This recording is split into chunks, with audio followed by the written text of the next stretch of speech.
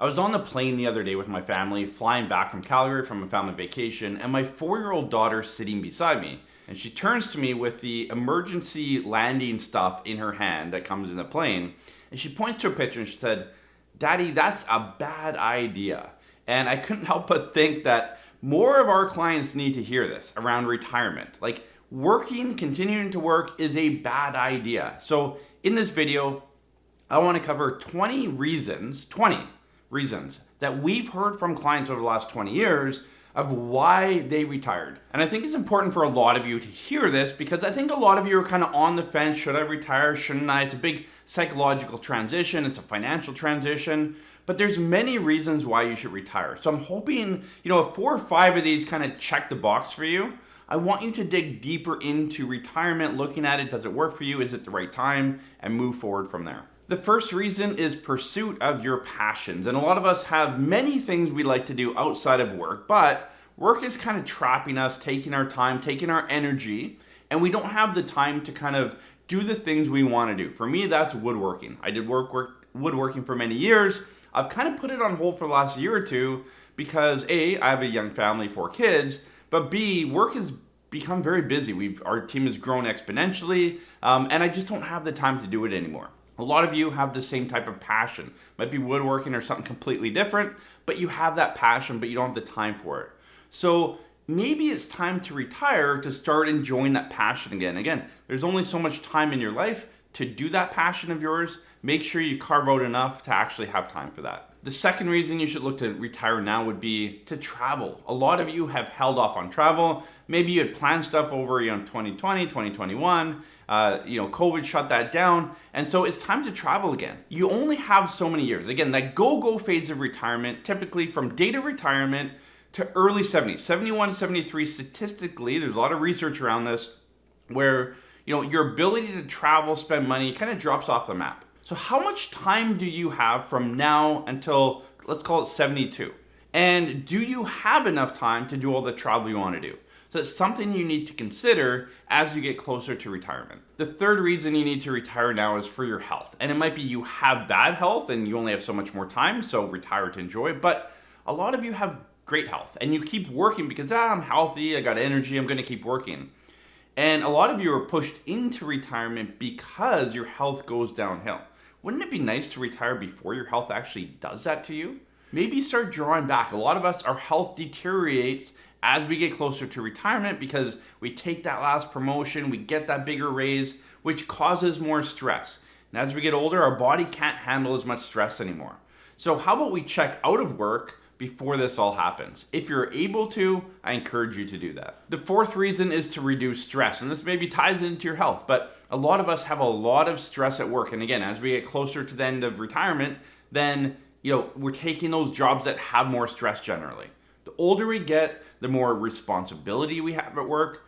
Maybe we can scale back a bit, but a lot of you are carrying way too much stress in your day-to-day job, and you need to pull back from that and start enjoying retirement. The fifth reason is personal growth. I would say majority of you watching this video, you have something you want to do or something you want to learn.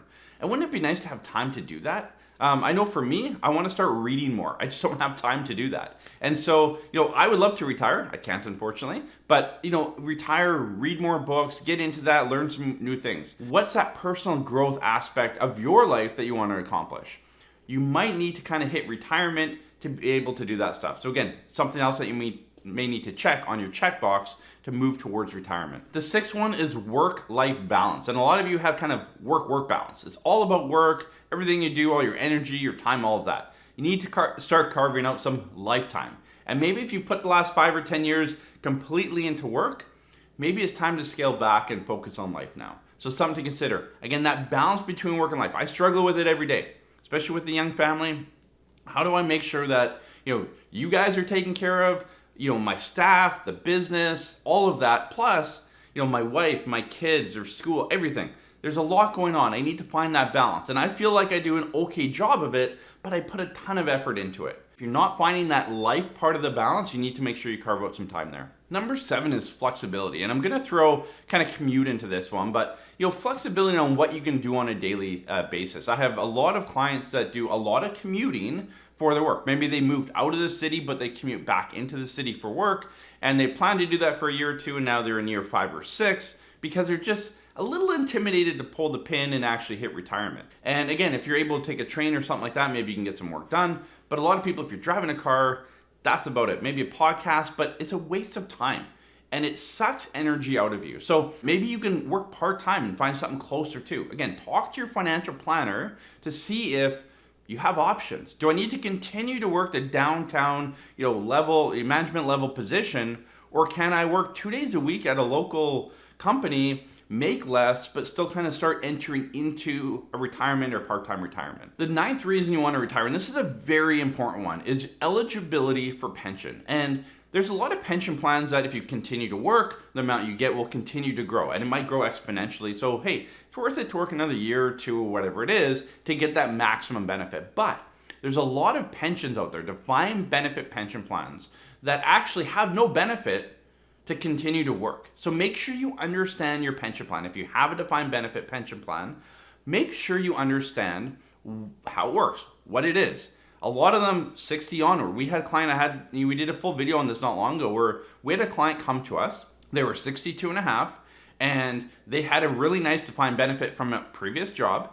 They could have started it at 60 at the same number as 62 and a half. So they started at 62 and a half, but they missed 2.5 years of payments. It didn't increase at all past 60. They lost thousands, over $100,000 of income.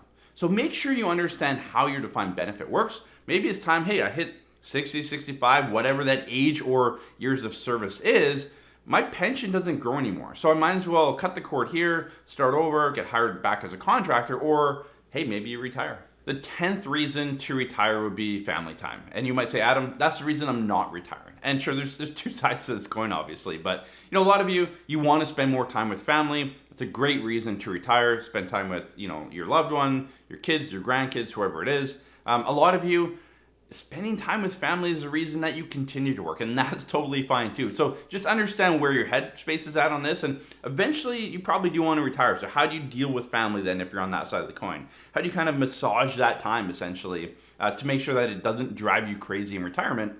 Maybe it goes back to having that hobby, that passion, whatever it is, to fill more time so you're not stuck with your family all the time. The 11th reason is leisure activity. I know my in-laws, they've gotten into pickleball here lately and, they're playing a lot. And so maybe there's some sort of leisure activity, golf, pickleball, whatever it is. Everyone's got their own leisure time activity. Maybe you really enjoy it and maybe you love to, do more of it. And I know there's a pickleball court just down the street from me and typically they're playing midday.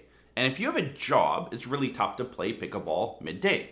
And so is it time to meet with your financial planner to say, hey, can I retire? Can I take the days off so that I can join my friends at pickleball, at golf, at whatever else it is, to have that social environment, that activity, stay active, keep your health, all of that kind of stuff. So again, maybe it's time to take a step back and see, can I actually do this at this time? The 12th reason to maybe look at retiring now is volunteering. There's a lot of organizations that need a lot of manpower. And typically organizations, non-for-profits, that kind of thing, they need money, they need donations, but they also need volunteer hours. They need volunteer time. People like you to step up and volunteer and help out whatever they're looking to do. It might be serving the community, serving meals, whatever it is.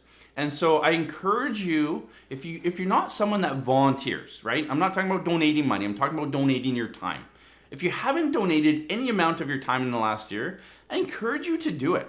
It really is freeing. You'll feel good. You'll get to meet people. You'll see what's going on in your community or whatever the organization is doing. But get in there, put some volunteer hours in, and see if you enjoy it and see if it kind of makes an impact on you and you can learn more about whatever they're doing. The 13th reason is education and furthering your education. And it's actually mind-blowing to me how many of our clients 60 and over retire and take courses, get another degree, continue their education. And I can tell you that I've seen this over the last 15 to 20 years, and those that retired, 60, 65, pick your age, but continue to educate themselves, to work their brain waves, to learn more, they're much more functionally healthy, mentally healthy into their 70s and 80s. It just is. And so I encourage you, as you hit retirement, how are you going to keep your brain going? Hopefully it's doing that at work. As you leave work, how do you continue to kind of keep your brainwaves going, to keep learning? And so continuing education is a great way to do it. It might be something completely different than what you're doing now, but something that you've always wanted to learn. The 14th reason to retire now is no more office politics. And I know a lot of you deal with office politics. You try to ignore it, but it's always there and it drives you crazy. That is a great reason. For me, I would hate office politics. It's one of the reasons I've never wanted to work at a big firm when I was younger. It was always me, build my team, and go from there. The big office politics stuff would drive me crazy, and I know it drives a lot of you crazy too. So maybe it's time to pull the pin and get away from that office politics. The 15th reason you might want to look at retiring, meet with your financial planner, run some numbers with them, is to go after your creative pursuits. And we have a client that retired from teaching, and they've gone into, they're musically gifted, and they've spent a lot of time in that, joining different bands, playing different groups, all that kind of stuff.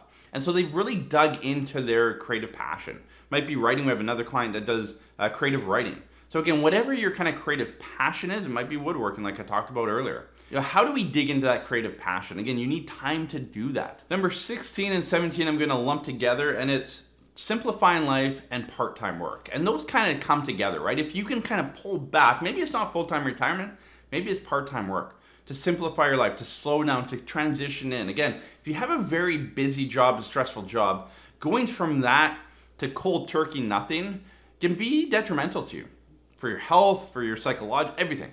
It can be really bad. So sometimes kind of taking a step down to part-time work, creating a bit more balance in your life, again, talking about that work-life balance, and then fading out from there. Maybe you're someone that needs that baby step, and a lot of you do, and I encourage a lot of you to do that. It's much like if you're married or common, there's two of you, I never encourage both people to retire at the exact same time, because they go from these worlds out here to worlds here. And a lot of times it doesn't go too well. So, maybe it's retire at different times. One of you go part-time, both of you go part-time, like slowly transition into this thing. It's like a plane coming down, right? If a plane's up here, busy, it can't just come straight down. It's got to land, right? It's got to take that smooth landing. So think about that as you get closer to retirement. The 18th reason, and to me, the biggest financial reason to retire, is the tax benefit. So a lot of you, if you're working, maybe one of you, if you're married common law, one of you are working, one of you is not, you can't split that income. As you hit retirement, depending on what type of income you have and what age you're at, there's a likely chance that you're able to split your income. So let's say you're making $100,000 a year and your spouse is making $0 and you're 65, and your financial planner says, hey, Joe, you can actually generate about $80,000 a year out of your investments and savings and all of that if you're to retire.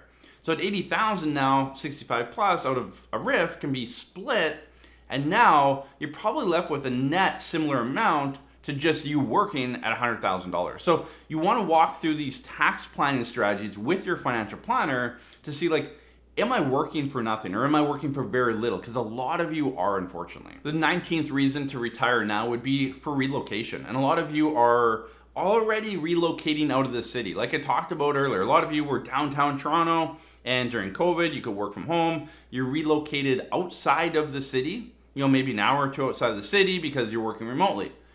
And now you're getting called back into the office, and you're commuting, maybe you've negotiated 1 or 2 days a week, but it's that commute back and forth, and that's never going away. And I know a lot of companies that said, hey, we're going remote, have now kind of retracted on that and said, no, you need to come into the office full time, maybe it's part-time, but the reality is you have that commute again.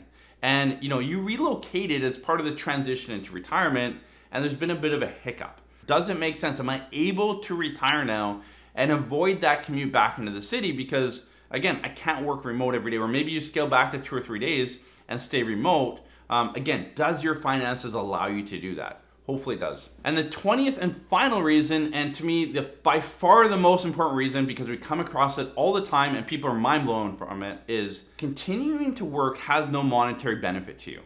And this might sound weird, but it's crazy how many financial plans we put together for Canadians from coast to coast that we can say, Sally, you can continue to work, but it doesn't really affect your retirement. All it does is leave more money for your estate at the end. And some of you have estate plans where, hey, I want to leave a lot of money to, my kids or charity, whoever it is. But for a lot of you, it's like, no, I want to take care of myself. And if there's anything left over, then sure, I'll leave that to whoever. Or a lot of you want to spend every dollar. And the reality is a lot of you are working and there's no monetary value to your retirement. And so again, a lot of you haven't taken the steps to actually have a proper retirement plan built for you.